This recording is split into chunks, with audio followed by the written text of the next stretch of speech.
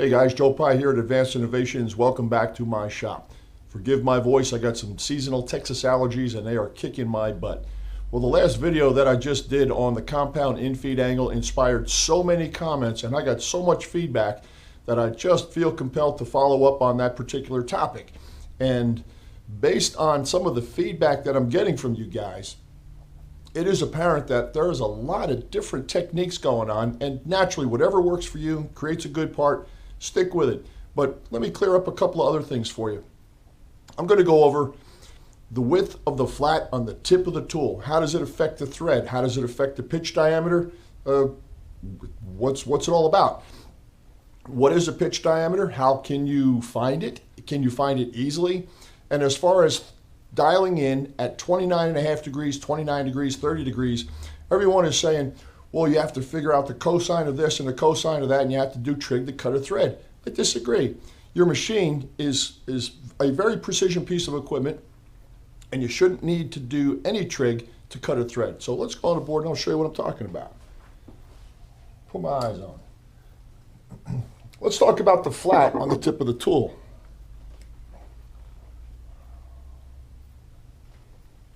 Here's the OD of your part. Now the flat on the tip of your threading tool is supposed to be 1/8 of the pitch. That's a really good rule to follow right there. 1/8 the pitch. Now what's better, more or less?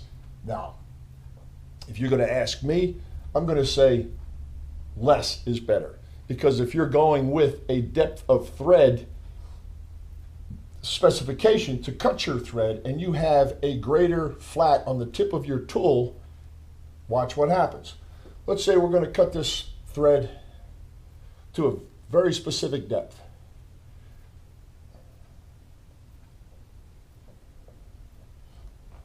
Now, I don't know about you, but I don't pay attention to the depth of the thread. I pay attention to the flat on the tool and the pitch diameter, because that's what's going to allow your thread to go together with any other part on the planet. You don't have to, never use a nut, don't ever use hardware. Measure it, precision, get some wires, get a gauge, whatever. Okay, here's your depth of your cut. Let's call it, just for yucks, 100 thou. Let's say the flat on the tip of your tool is too big. So you plunge your tool in, dial it in, slide it in, get it in. I don't care how you get it in, but when you reach your 100 depth, if the flat on the tip of your tool is too big,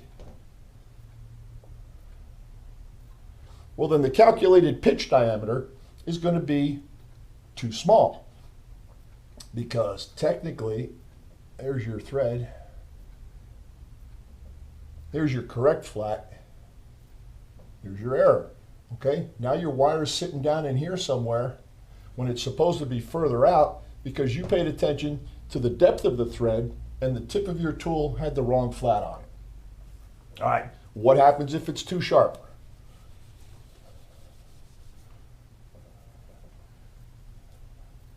Too sharp is the way to go. In my opinion, unless you have a bore on the inside of the part that you don't want to drive into, or you're threading somewhere in the vicinity of an O-ring groove, too sharp is the way to go. So if you're eyeballing this and you're coming up on the flat and you're using a jeweler's loop and a vernier caliper or a micrometer, if you don't have an optical comparator to check that, to make sure it's 1/8, go a little bit smaller than the 1/8. And I'll show you why that is.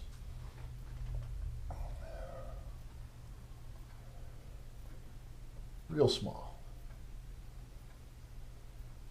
Okay, you've achieved your depth. Your flat is right here. The tip of the tool would only be minimal as far as that is concerned, and now the wire sits out here.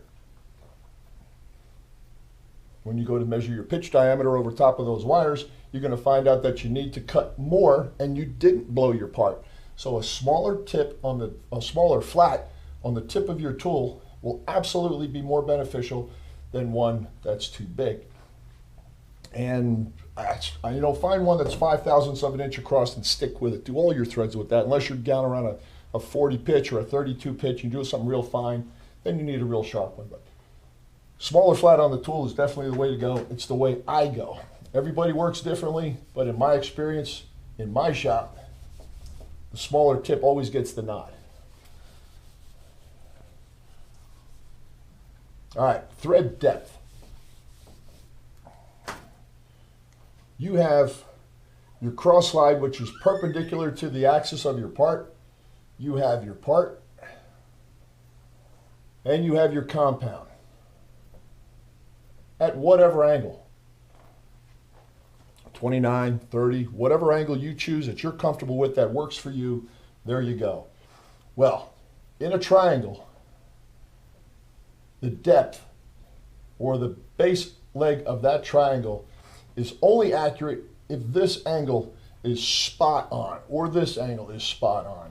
You've got to know exactly, I mean exactly what those angles are, one or the other, in order for this depth to come into play. Now people are saying, all right, I dial my tool in until it hits the part. Bring your threading tool in, making contact with the part. You can see the little witness line that it leaves, little scratch that it leaves. You say, all right, well, I have this big trig formula over here that I'm going to need to figure out how far to move at this angle to get that depth. You don't need to do that. And you know why you don't need to do that? I'll show you. You don't need to do that because you have a cross slide on it that has a calibrated dial. If you're looking to achieve a specific depth with your compound and you already have a lead screw perpendicular to the axis of your part that's calibrated and will give you anything you want, use this. All right. Now a bunch of guys are just about ready to type in a comment and say, I don't use my cross slide to thread. Good, don't. Stay with your compound. Excellent. But here's the trick. Here's your dial on your cross slide.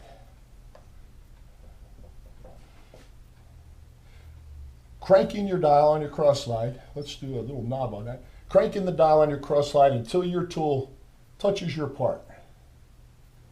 Okay? Wonderful. You have your witness scratch on your part now because you're making contact. Minimal, but it's there. Record that number on the dial. Look at the number that you have on that dial, and if you're using depth of cut or depth of thread to figure it out, and you have the depth of your finished thread, dial in twice that, because chances are it's a diameter reduction dial, and you're going to need to dial in twice that to get the depth of the thread. Okay. Try to follow this. I'm going to take you out to the lathe and I'm going to do this right on a part so you can see it again and not on the board because not everybody likes the board. Your compound is now set at 29 degrees. Your tool is perpendicular to the work with a 60-degree profile on it, and your dial on your compound is set at 0. Wonderful. Leave that. Crank in your cross slide until you get this witness mark. Look at that number. And this is the point where you take that compound and back it out. Okay? Back it out. Get it out of the equation. Get that tool off the part. When you make this shift to get your thread depth on the cross slide, leave it. You're done. Now all you have to do when you thread is dial in with your compound until you come back to 0. You got your depth. You don't have to do trig. You don't have to go to charts. You don't have to worry about how precision your angle is. The worry is gone. You have made a perpendicular axis shift to accomplish the depth of cut, and when you come back to 0 on your compound, you're there. All right. That's a no-brainer, guys. If you haven't tried that, try it. It's going to work really well for you. What else does that allow you to do? Are there any fringe benefits to that? Well, yeah, there's a fringe benefit to that. Let's say you have a print that has a very specific termination point on that thread.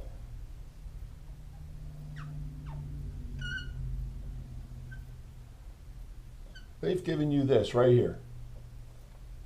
They've given it to you, and they need it, and they want it, and if they don't get it, they're going to reject that part. Now, if you're coming in with your compound, as your compound moves the tip of that tool, well, the tip of that tool is technically going linear to the axis. It's moving towards the chuck or away from the chuck, depending on how you thread. So with the technique that I just showed you, once you dial in your depth, when you're dialing back to your zero on your compound, you know exactly where that point is. So take your tool, bump your tool against the face of your part, if you know how thick your tool is and you know where that setter is. Move it in halfway. You know where the zero is. You've done all the other mechanics. You can now thread directly to this, hit this number, and the inspector comes out and shakes your hand. Now that was kind of quick. You might have to watch that 2 or 3 times to pick up on what I just said, but I'm going to walk out to the engine lathe and I'm going to cut a thread, and I'm going to cut it with my compound headed towards the headstock of the machine, which is not what I do, but for you I will do that, and I will show you exactly what I'm talking about. So let's take a walk out in the shop and watch it get done.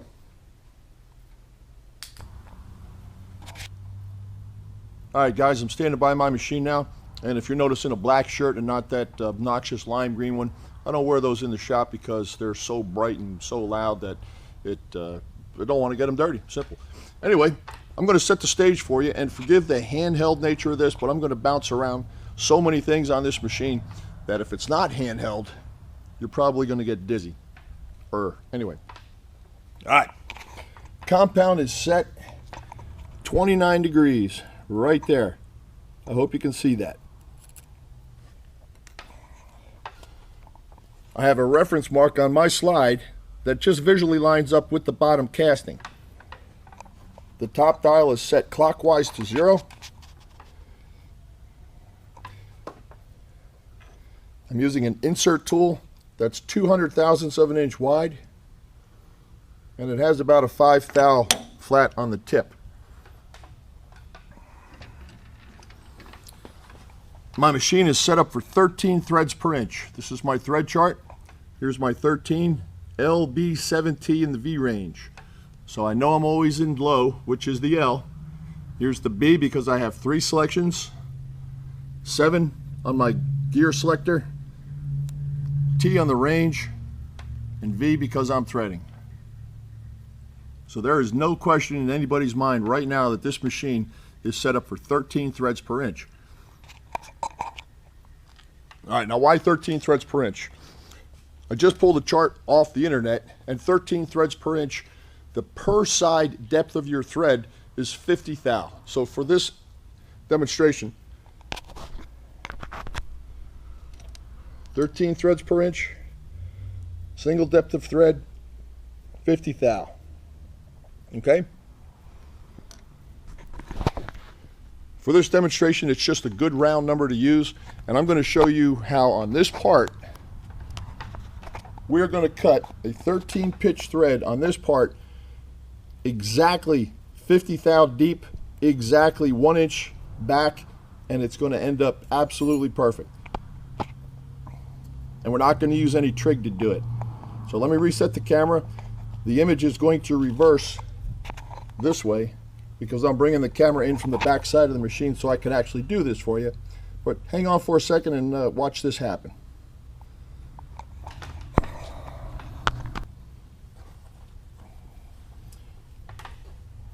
All right, guys, just because so many of you thread towards the headstock, I'm going to single point my first thread in over 35 years towards the head. I never do this, but since this is the way it seems to be popular, I am going to do it for this demonstration. All right, we are going to check off several of the details of this thread one at a time, and I'm going to show you how it all works out. Right now, the compound is still set at 0, and any movement you see of this threading tool in and out is being done with the Crossslide. I'm going to make contact with the face of this part right now. And if you don't have a digital readout, this is where you would set your drop indicator on the side of your machine, or some other method by which you could measure the movement of this carriage. When I bump against the face of this tool, like I said before, this tool is 200 wide. I'm going to zero out my digital, which I just did. I'm going to move in 100 thou, and I'm going to re-zero that digital. Just for yucks, I'm going to move this tool in to see if it's anywhere as close to the edge, the face of that part. And it definitely is. All right, now as a termination point, I am going to move the carriage the additional 1 inch that, let's say, it calls out on your print.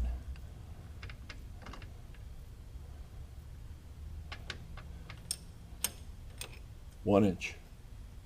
At this point, I'm going to re-zero my digital, or re-zero your indicator, whatever you have to do. This is where the thread is going to terminate.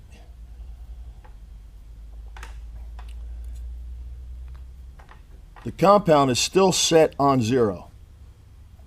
I'm going to turn the machine on. I am going to make contact with this tool with the cross slide, and I am going to cut a stationary radial groove in this part, 100 thou total depth, 50 thou per side.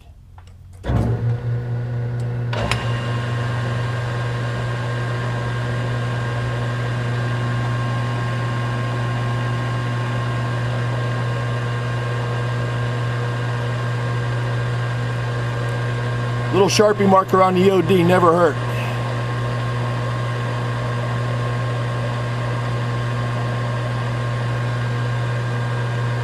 Just watch for a nice line to show up and you know you're making contact.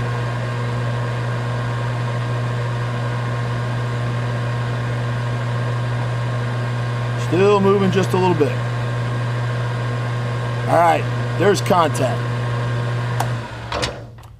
Now, I'm not a big fan of stopping a piece with a threading tool touching it, but for this demonstration, I'm going to do it.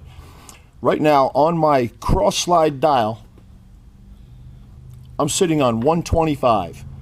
So if I want to move this tool in 50 thou per side, I have to dial in 100 more. But if I were to do that right now, I would crack this tool. So here's where you back off your compound. Now I'm going to move the cross slide in 100 thou, and that will give me a 50 thou depth of cut per side.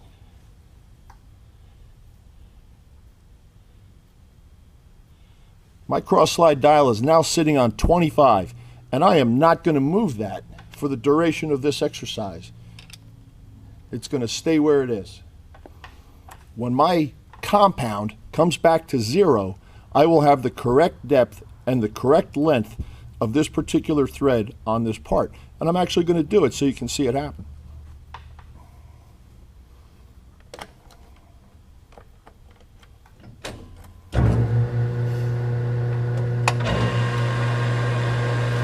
First thing I'm going to do is plunge this in with the compound and come back to 0 so I have a trough for the threading tool to fall into at the conclusion of the thread. Take some of the stress out.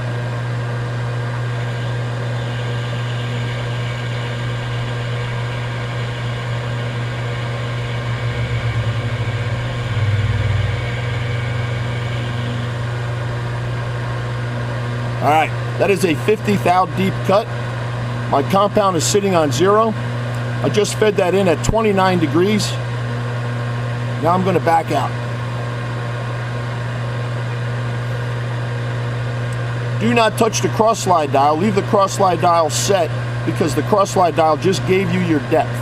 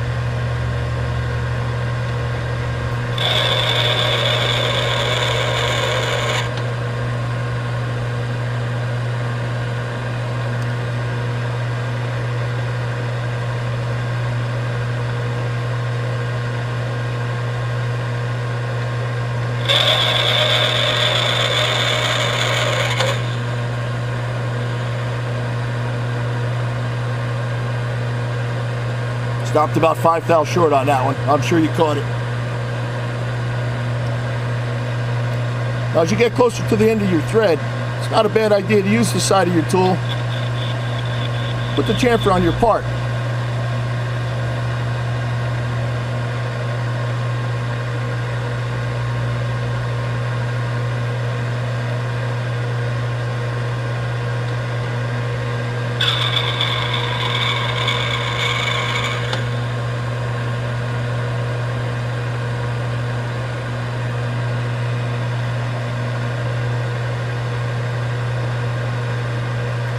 Okay, this pass right now, the compound has returned to 0.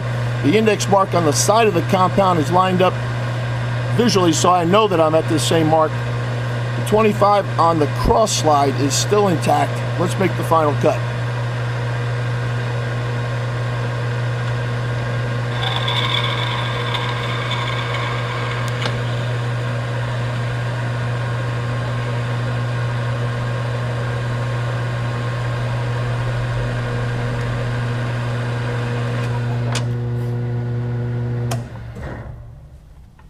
That is a 50 thou deep 13 pitch thread, and forgive me for stopping short a couple of times on that. I am not used to threading towards the headstock. I always start at my groove and thread out, but that's just my technique.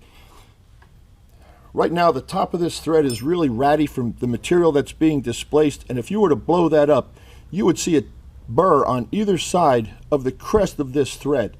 So it's a real good idea before you try to mate your part or your gauge or whatever you're going to check this thread with, take some emery and knock that off. Take a file and knock it off.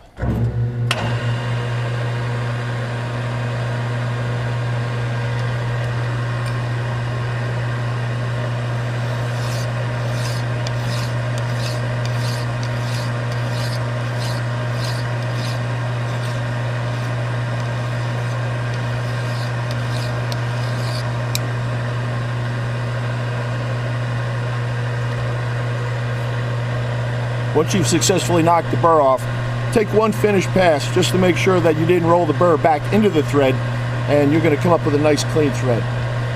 One more time.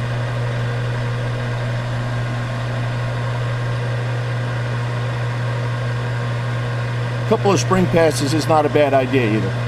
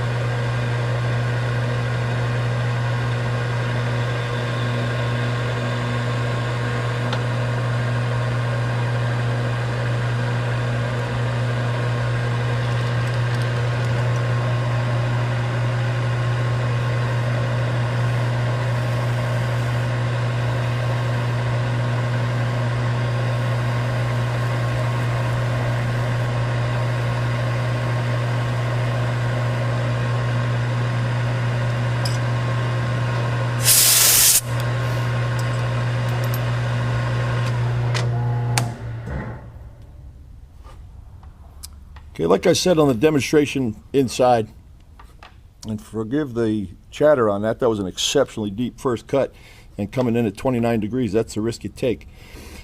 I'll show you how to clean that up too, by the way.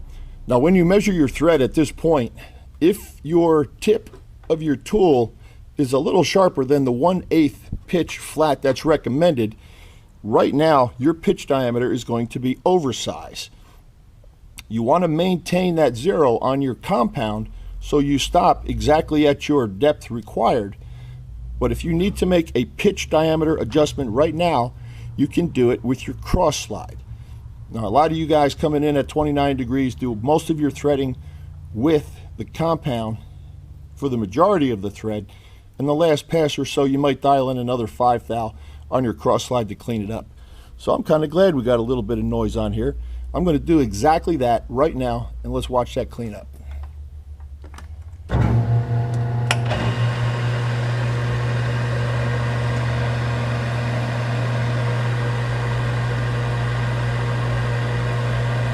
The compound has been returned to the 0 position for the final depth of the thread.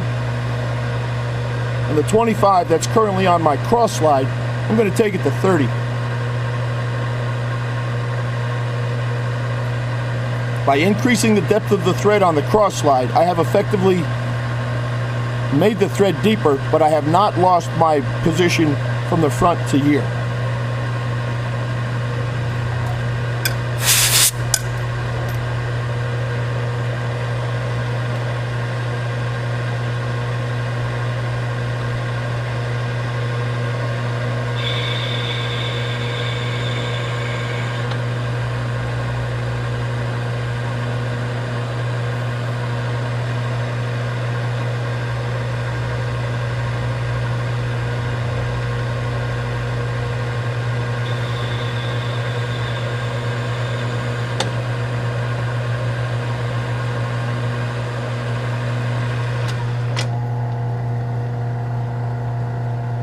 That was a 5 thou pass, 2.5 thou per side.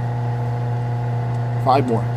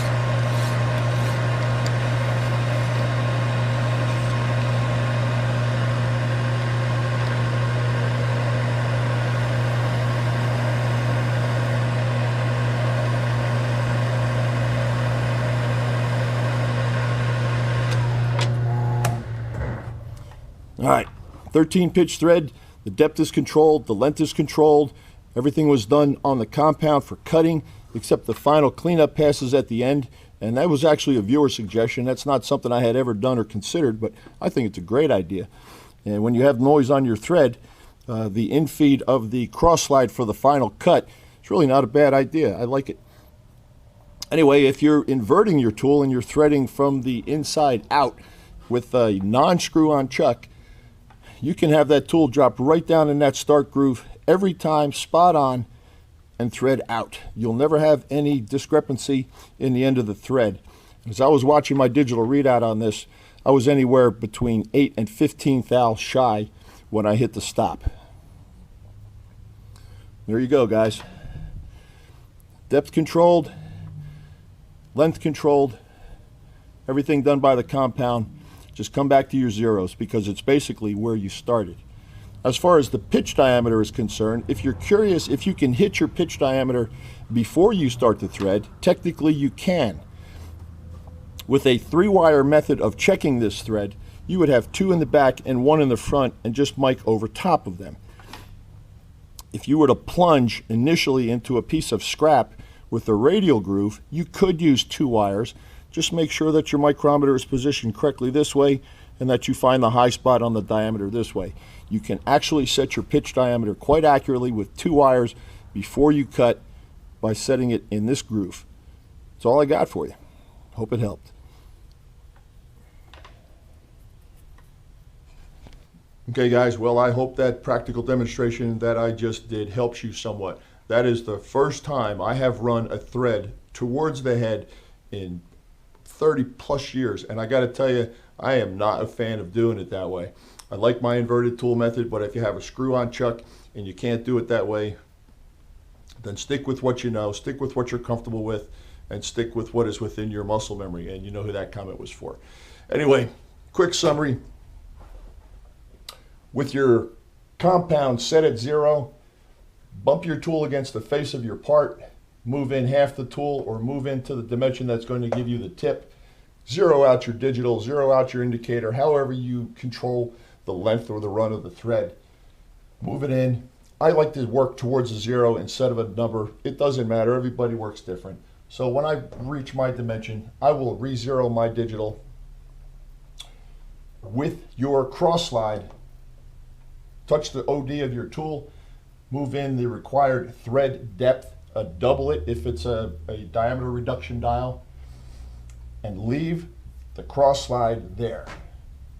Back the tool out with the compound, move the whole carriage out, and start your threading process. When the compound comes back to zero, you have effectively put the tip of that tool right back here where it needs to be, knocking out the depth and the length. Basically no stress and definitely no trig. Anyway, I hope that helped, and by all means engage me if there's another way that you guys do this that I don't. I love learning new things. I'm always open for feedback from my viewers. So thank you to all my new subscribers. Thank you to my current subscribers. Love the comments. Keep them coming. Joe Piezinski, Advanced Innovations, Austin, Texas. I'm out.